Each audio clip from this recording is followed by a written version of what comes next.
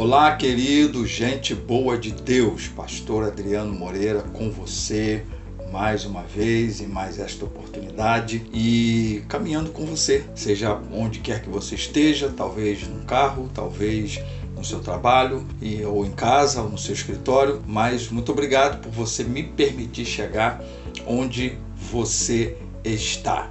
E hoje eu quero falar sobre um assunto que já está muito bem falado, muita gente dizendo muita coisa, mas eu ainda quero falar algo a respeito. O que ainda dizer sobre a guerra em Israel? Mas antes, eu tenho que convidar você a se inscrever em meu canal, a você curtir, a você comentar, a você clicar no sininho para ser sempre avisado de uma nova publicação e nos seguir em nossas redes sociais, Instagram, Facebook, Twitter, e nos permitir chegar a muitas outras pessoas e muitos outros lugares. Então, vem comigo e eu vou ainda te dizer alguma coisa sobre a guerra em Israel.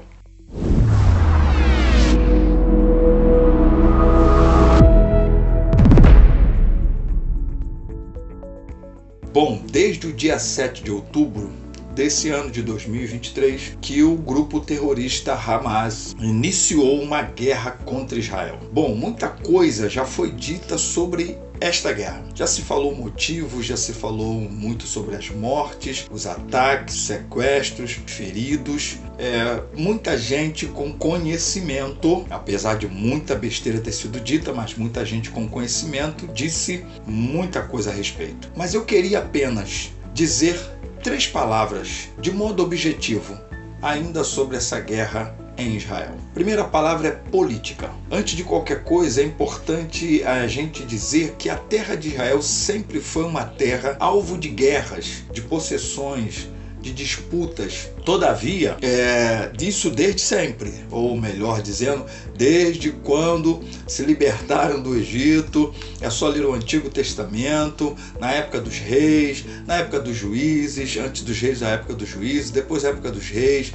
Enfim, não teríamos como aqui falar de todas elas, mas eu quero tomar apenas da época dos turcos otomanos, ou do governo otomano, que era um governo turco, de 1517 para cá. Portanto, então, de 1517 a 1917, portanto, 400 anos, os otomanos, que eram um governo turco, esteve sobre os domínios daquela área. De 1917 a 1947, quando esse império, quando esse grupo perde o seu poder e se torna somente lá a Turquia asiática de hoje, os britânicos tomam conta daquela região. Mas em 1947 começa a se estabelecer um plano de partilha da Palestina, diante de algumas negociações.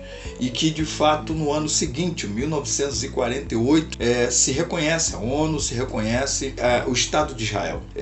Porém, mesmo esse reconhecimento do Estado de Israel, no ano seguinte, as nações ali ao redor, Líbano, Egito, os próprios palestinos ali, a Arábia, enfim, todos aqueles países ao redor começam uma guerra contra Israel. Já começa uma guerra já no ano seguinte. Israel já é atacada. De 1949 até 1967, há várias tentativas de paz, mas também existem alguns tipos de ataques, alguns tipos de guerra, de escala menor do que a gente está vendo agora. Mas é em 1967 que acontece a grande guerra dos 6 dias, porque ela só durou realmente 6 dias. E foi uma guerra onde Israel acabou ampliando o seu território. Inclusive, até então, não tinha Jerusalém como seu território e conquista Jerusalém. Inclusive, vale dizer que Lucas capítulo 21, verso 24, quando a Bíblia diz que a cidade de Jerusalém seria pisoteada pelos gentios até que acabasse esse tempo, ela se cumpre literalmente nessa data de 1967. De lá para cá, muitos acordos e desacordos vão acontecendo, não dá para a gente detalhar. Mas a última é essa agora, 7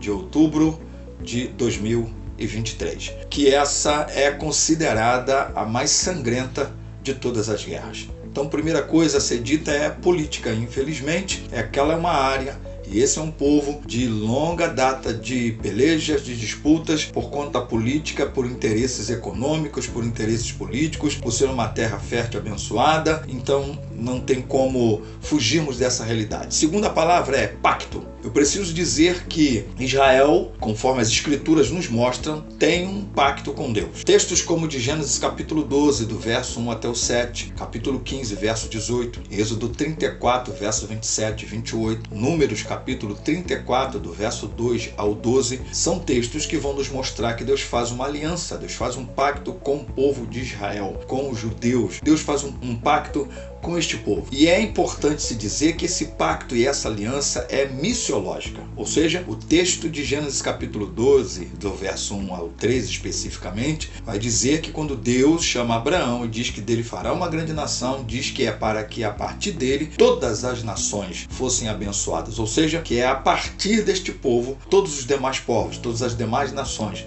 seriam alcançadas pela revelação de Deus a partir do povo de Israel. O Salmo 96, do verso 1 ao 3, vai também confirmar, é um outro texto que confirma essa aliança missiológica, esse pacto missiológico. Por isso, esse pacto é importante ser dito que ele não foi anulado. O que acontece e tem acontecido, como as escrituras também nos informam, é que houve um endurecimento parcial de Deus desse povo reconhecer o Messias e ser esse povo como nós chamamos igreja do Senhor, justamente para cumprirem o seu pacto missiológico, para justamente que outros, como a Bíblia chama de gentios, portanto não judeus, reconhecessem o Messias. E isso Paulo vai deixar claríssimo do capítulo 9 ao 11 de Romanos. Inclusive, Romanos capítulo 11, verso 2, depois do verso 7 até o 16, vai mostrar esse endurecimento. Inclusive, a Bíblia chega a usar a figura, quer dizer, Paulo usa a figura de que eles são cortados como vara dessa oliveira verdadeira, mas também vem a terceira palavra, que é a palavra profecia, ou promessa. Ou seja, Paulo também vai dizer nesse texto de Romanos, capítulo 11, verso 23, verso 24, verso 26, Amós, no capítulo 9, verso 14 e 15, e Jeremias, no capítulo 16, verso 14 e 15, vai dizer, todos esses textos vão dizer que Israel será redimido, Israel será restaurado, Israel será esse galho que, tendo sido quebrado da oliveira, ela será enxertada novamente. Ou seja, Deus está dizendo, é uma profecia, é uma promessa de que o povo de Israel há de reconhecer o Messias, há de reconhecer o Salvador, há de se converter, há de se tornar o Israel de Deus ou Igreja de Deus, como promessa das Escrituras. Portanto, antes de fazermos qualquer pronunciamento escatológico, como também você vai encontrar uma série de coisas aí nos nossos canais, chamado YouTube, Facebook, Twitter, Instagram e todos os outros canais mais, muita besteira sendo dita, a gente precisa não só lembrar disso, mas também fazer algumas afirmações. Eu quero fazer aqui 6. E eu quero me valer de alguém que eu entendo que é uma autoridade nessa área de Israel, é um hebraísta e que por mais de 60 vezes também já viajou para Israel, conhece muitos dos lados palestinos de Israel e tudo mais, que é o professor Luiz Saião. 6 coisas que a gente precisa aqui afirmar para fechar essa fala com você. Primeiro, o povo judeu é único na história. Ou seja, esse povo tem características que nenhum outro tem. Tem uma história singular, ímpar, que nenhum outro povo tem. E é só ler a história, é só estudar a história do povo de Israel. 2, a aliança de Deus com Israel não muda. O texto bíblico vai dizer com todas as letras que essa aliança não muda.